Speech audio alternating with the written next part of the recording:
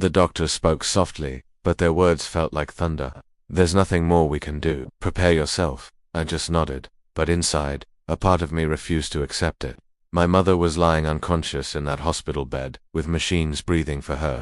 Her heartbeat flickered on the monitor like a tiny candle fighting against a storm. For months I had made du'a after every single prayer.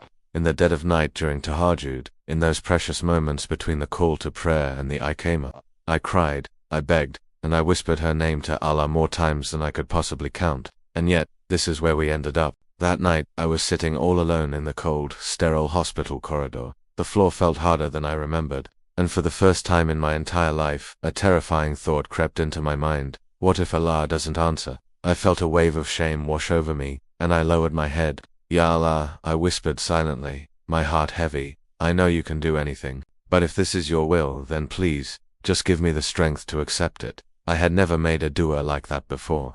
I wasn't asking for the outcome to change. I was only asking for strength. Then, at 3:17 a.m., a nurse came running down the hall. Her voice was urgent. "We need you now." I scrambled to my feet and rushed into the room. My heart pounded in my chest. But when I looked at the monitor, the one that had been showing a weakening signal all night, it had suddenly stabilized. My mother's oxygen levels were rising. Her heart rhythm corrected itself, something the doctors had explicitly said was impossible.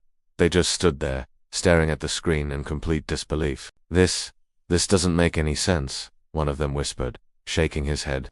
By the time the Fajr prayer came, my mother opened her eyes. Tears were streaming down my face as she looked right at me and said, her voice weak but so clear, "Did you pray for me?" I couldn't speak. I was so overwhelmed with gratitude and shock. I could only nod my head. A few days later, as she was well on her way to recovery, one of the doctors pulled me aside. "We've reviewed everything," he said, still looking puzzled. "Medically, there is no explanation for this. Whatever happened, it happened at the very last moment." That sentence echoed in my mind. The very last moment. And right then, I understood something profound, something that completely changed how I see du'a forever.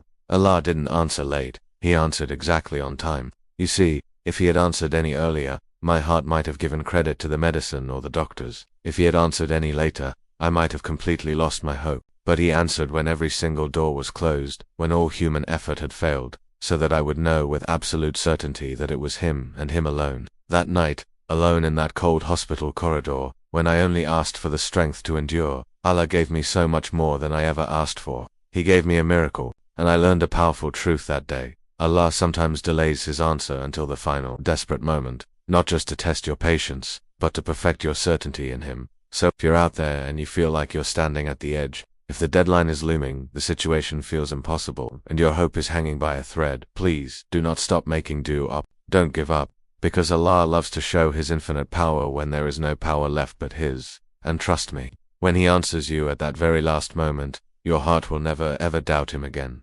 Thanks for listening. Please share this if it touched your heart, and subscribe for more reminders like this.